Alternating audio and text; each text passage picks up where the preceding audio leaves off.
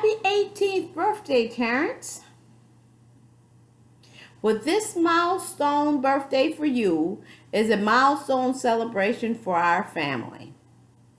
Both of my sons are adults and out of the reaches of family court rulings on your lives. Unless, of course, you procreate and subject your young to family court rulings. I pray you will not need to or choose to go down that path.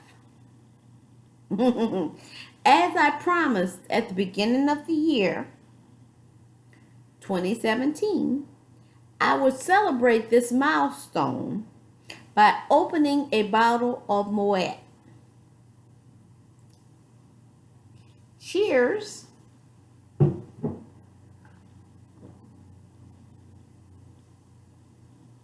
Cheers, my sons. I have lived my life honorably and respectfully and within the law until your father lost his way. I will not spend my golden years as an incarcerated model prisoner or senior citizen living off of SNAP benefits and Social Security. I do not know how I will spend my golden years, but I do know how I will not spend them. I encourage you to get your affairs in order. Find a life coach. I have began the process of getting my ducks in a row. This is what family should know. This is my book that lists all the details of what my family should know in case of my incarceration or in case of my death. I tied my future to your father. As a result, I am faced with preparing for incarceration, death, or living in destitution for my golden years. The latter is not an option. I will not work until I die to pay my bills. 2 lamentations to consider. 1. If I had fallen victim to drug use and abuse because my husband failed to protect his family, all sorts of assistance and resources would be available to help our family reunite, to help our family reunify, and help me recover. Yet, because I stood my ground, stood solid and unmovable like an oak through my husband's folly, my character got assassinated, and I lost my rights to parent my children. Go figure.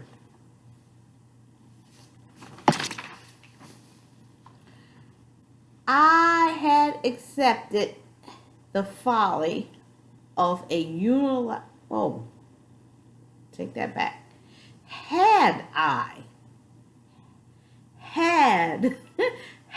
I accepted the folly of a unilateral divorce for my children's future and became a single parent, working tirelessly, struggling to make ends meet, holding down 3 jobs, living on welfare, I would be given kudos and considered amongst those worthy of a Mother of the Year award. But because I stood firm like an oak and would not let my baby daddy abandon his family with impunity for a new carnal beginning, I got vilified. Go figure. You are adults now. You need to decide what is important to you and what you want for your posterity. You can follow your father's footsteps career-wise and professionally. But you have to ask yourselves, as you carry the Singleton name and wave that Singleton banner, that Singleton family banner, what are you proud of? What about your father's choices regarding his family makes you proud?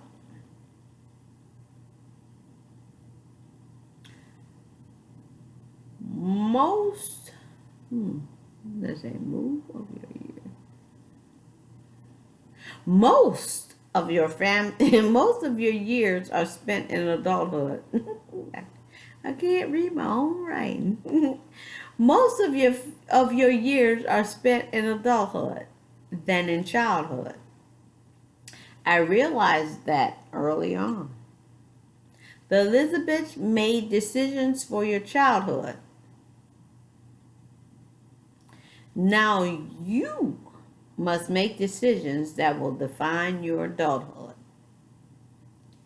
Before meeting your father, I had planned to retire from the army and spend my golden years traveling the seven seas. I thought I would live in a military retirement community someday. That's off the table for me now. I tied my future to his. That's when I was single, planning for my future alone. Then I met your father. Thought he was a good catch. He thought I was a whole package deal. But it didn't work out for us. So my future plans for my future, the plans I made for my future are null and void. Without divine intervention, they cannot come to pass. But that is where we are. And let me turn this off because I just wanted a short, sweet video. Once again, happy birthday, Terrence and RQ and Terrence. This is for our family. Like I said, we were a family of 4. Now we're a family of 3. It's up to you whether you want to reunify or whether you all want to embrace all the family court rulings that have governed your lives thus far. So, that's all there is to that.